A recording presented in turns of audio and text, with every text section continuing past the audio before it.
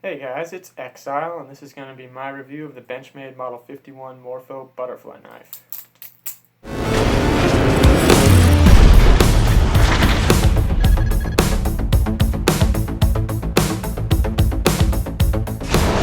So this is my first product review, I guess, so bear with me here.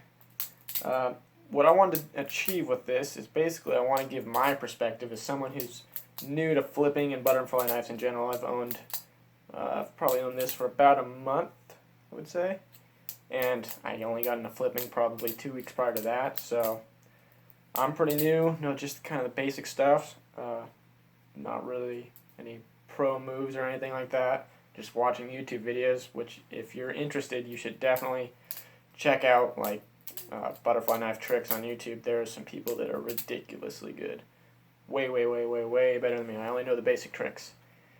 Anyways, the first thing is the price. So this thing's gonna run you like $200. Not cheap at all. You may have noticed I have it taped off right here. I don't know if you can see that. That's just temporary, obviously, because taping the blade with electrical tape so you don't lop off a finger, which I know I would have done multiple times already, especially trying to do things like the helix, which I still can't do very well.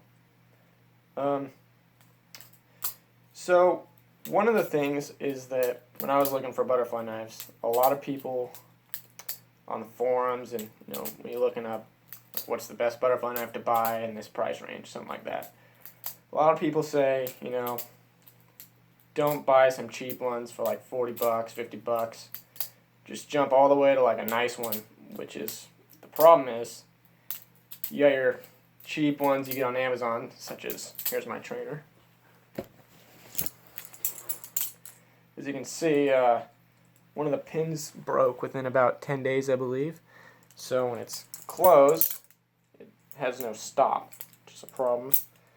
I just strapped some rubber bands around it. It's pretty ghetto, I guess. It's not a good fix. So I don't even know where the pin went. I was flipping it and it flew out somewhere. So anyways, this costs literally $10. Weighs a metric ton, like 7 ounces or something ridiculous. Probably not that much. But I learned on it, and most of the stuff transferred over. Problem is, this one is very heavy, and this one is very light. I think this one's like 3.3 ounces versus this. So here's the difference. I've had this one a month, no problems at all. This one, 10 days, broke. And that wasn't the case. I thought I could get away with spending a little more, but not quite $200. So I bought a Bear Song 4, I believe. It was, I want to say it was like $90. And I figured, good in between. So I read some reviews. Some people said they had issues. Some people said they loved it. A lot of people still saying just jump to the Benchmades or other nice ones like Replicant or something else really cool.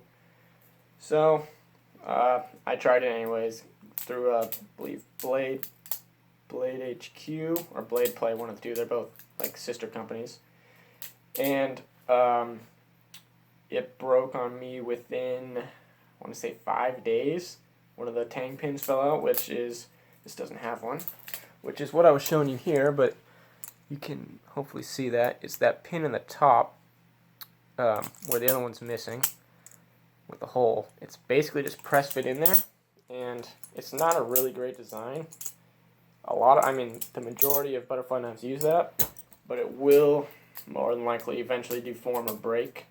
On the higher end ones, they do heat treatment and all that good stuff, so it shouldn't, but it's still a possibility. This one uses, I believe, what they call Zen pins, which if you take a look, there is no pins on this one. It's a cleaner blade.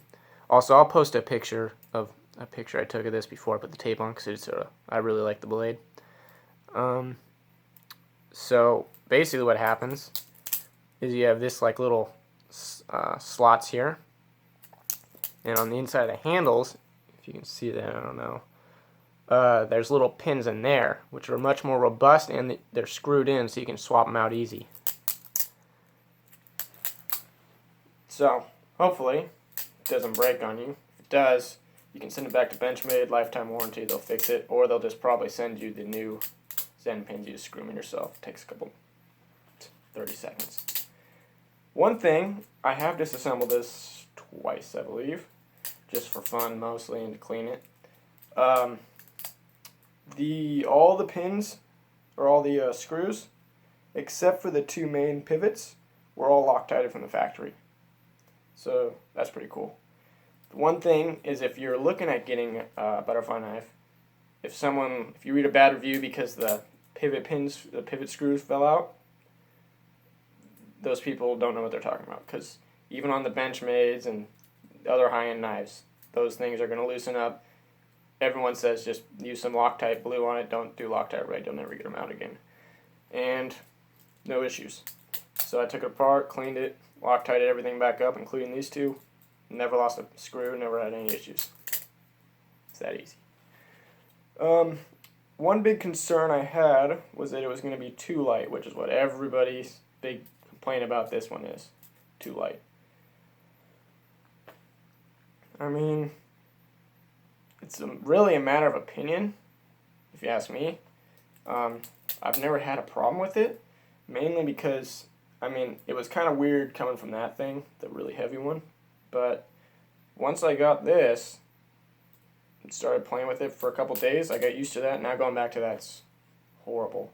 Plus, using the trainer one that weighs like 6 ounces, that thing eats up your knuckles bad when you first start. I mean, once you get better, you stop even contacting yourself. I mean, you can, can't really see it, but anyways, so if lightness is an issue to you and you're just starting, I wouldn't worry about it. I would say it could be maybe slightly heavier, just because, I mean, the difference is, you can see this, you can build up speed really fast. The problem is it doesn't maintain it, because there's just not as much momentum. So maybe a little heavier, but really, I wouldn't base my buying decision off of it. It also feels really, really good in the hand. The Bear Ops I got was aluminum. I thought it was pretty good feeling in the hand, but I really like the G10, which is basically, from what I've read, it's compressed, super compressed, like fiberglass and epoxy kind of resin. So it's very, very hard, doesn't absorb water. It's kind of grippy too. These slots help a lot versus that one, which is just smooth.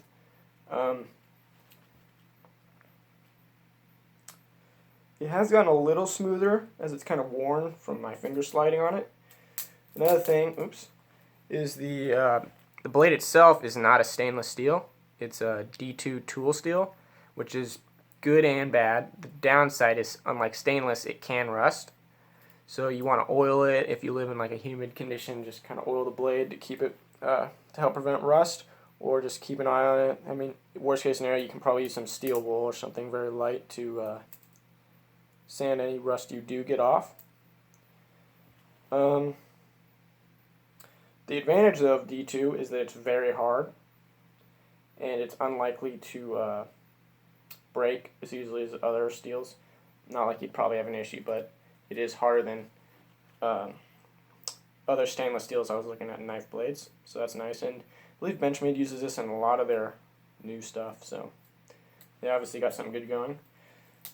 The inside is, inside the G10, the scales are kind of like an anodized blue titanium, and that helps with the, mainly just the looks, I guess, and strength. It also acts as the latch spring, essentially. You can see it maybe kind of flexing as I push this in, and that essentially causes it to spring back out. So for whatever reason, my video stopped recording, so I'm just going to pick up where I left off, which I was talking about the latch. So watching some videos of other YouTubers and stuff, reviewing this, one thing I noticed was that it's pretty floppy. And even on my $12 Amazon one, you can see it's actually got a spring in there, so it always goes back to the center, which I actually thought was pretty cool for $10 one, because my Bear Ops $80 one or whatever it cost had no spring, no latch, nothing. It just flopped around, so it would actually close in the handle while you're flipping. But happy to say that this one is actually very well designed. It's by far my favorite. If you look, it can't actually, it has a stop by the way it's designed. It can't actually close enough to catch inside the blade. So even if you push it all the way, trying to, it won't hit. Same on the other way. Now, the way this works is it has no springs, like I was mentioning. It uses the titanium scales as a spring, or titanium liner, I guess that's what they call it, G10 scales. My bad. I think I made that mistake earlier in the video. So what it does is when it's closed, or when it's open, I mean, if you lock it like that, it actually won't pop itself open. So if you're squeezing, you can see it's just making a gap. It won't pop itself open. You have to manually do that. And that's because if you're working, you're cutting something and you're squeezing it, you don't want your safety latch, essentially, to spring open on you. So that's actually a good thing. I thought it was just a design issue at first until someone pointed out that it's actually a feature, and I was like, oh, it makes sense. That's pretty cool. So when it's closed, on the other hand, like this, just a slight squeeze, pops right open. Now, another thing, here's one more component. Switch this out. It does have these kind of like textured, that's not really the word, but stainless steel spacers.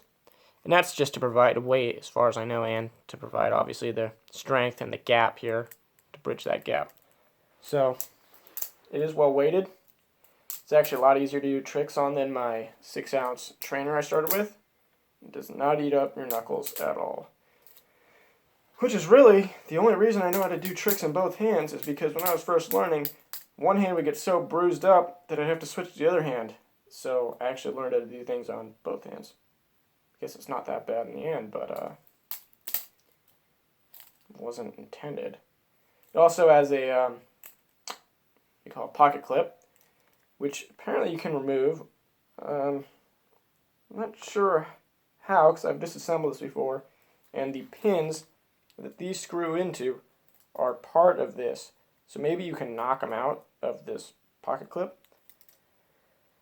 But I really actually kind of like it. I use it, and it doesn't get in the way, and it makes it really easy to feel which hand is the bite handle, which, for those who don't know, is the handle typically with the latch, and it's also the handle which the blade faces. See, if you're holding the safe handle, which is the other handle, if you flip it onto your hand, you're always hitting the back of the blade, so you can't cut yourself. And if you flip it closed on yourself, you're always hitting the inside of this handle, unless, really the only way I can see messing up is if you go like this, and you somehow grab it on its way out, or if you do the same on the way, not even sure, maybe on the way back like this, if you grab it too early, you can cut yourself. Also just messing up, dropping it, slipping. More complicated tricks, obviously, more risky, which is why I have it taped. So yeah, just that's about the bite handle. Man, I just can't catch a break today. It's just going. First time my video cut off. Second time the doorbell rings halfway through speech. So let's try and pick it up again. Here we go. I was talking about legality. So it is illegal in most states, I believe, to carry. It's probably not illegal to own in most states, but I can't speak for all you guys. You're going to have to look that up. In California, at least, which is where I live, it's illegal to sell and illegal to carry. But you can own it and you can buy it. I'm not sure who thought those laws up, but generally these are kind of in the same category as like switchblades when it comes to banning them. As far as I can tell, the only reason they're outlawed is because they look scary when you open them, or because bad guys in movies use them all the time, so that just kind of gave people a bad vibe. I'm not entirely sure. So there's really no particular advantage in terms of deadliness compared to like a normal knife. I mean, in my opinion, the advantages of a butterfly knife are that you can open it quick with one hand, close it quick with one hand. And once it's open, it's essentially a fixed blade, which is great because those are really safe. You can't fold it on yourself if you don't latch it all the way, things like that. It's really reliable. It's also relatively portable for the length of blade it has, which is 4¼ inches. So, you can carry a relatively big blade in a relatively small size for that blade compared to a fixed blade, for instance. Doesn't really make sense because you can carry a assisted opening knife where you flick a little switch or whatever. You just flick it and it snaps itself open with a spring assist. That's probably going to open faster than I can open this. Yeah, it's just dumb, really. In California, at least, the other problem is I believe the law is you cannot carry a knife with a blade longer than 2¼ inches, which is ridiculously small when you think about it. This is 4¼ so like half that. Which really means, in fact, almost any knife I own, I don't even know if I own a knife with a blade that short, is illegal in California to carry. So there's that. The other thing is, if we're not even talking about assisted opening, even faster than that is just to whip out this thing. You don't even have to open it. And it's pretty scary, I would say. Your choice. It's definitely not as much fun, which is one of the other advantages of the butterfly knife, and the main reason I like it. Not only is it cool and unique, nobody else I know has one of these, although some people are buying them now. Some of my friends are picking them up because they've played with mine and really like it, is that it's just fun. I mean, there's no getting around it. As long as you're not cutting yourself, that's not so fun. I've done that a few times. But, I mean, for just sitting around the house, doing boring stuff, you can pick it up, flip it around, do some tricks, basic things. I don't know any really cool tricks like I mentioned, but I still have plenty of fun. Learn a new one every once in a while after I practice my old ones. See if I can do the Zen rollover. Oh, I messed it up. Try again. A little better. Anyways, yeah, so that's one advantage. If you're just looking at it for fun, it's definitely fun in my opinion. Not sure what else to cover.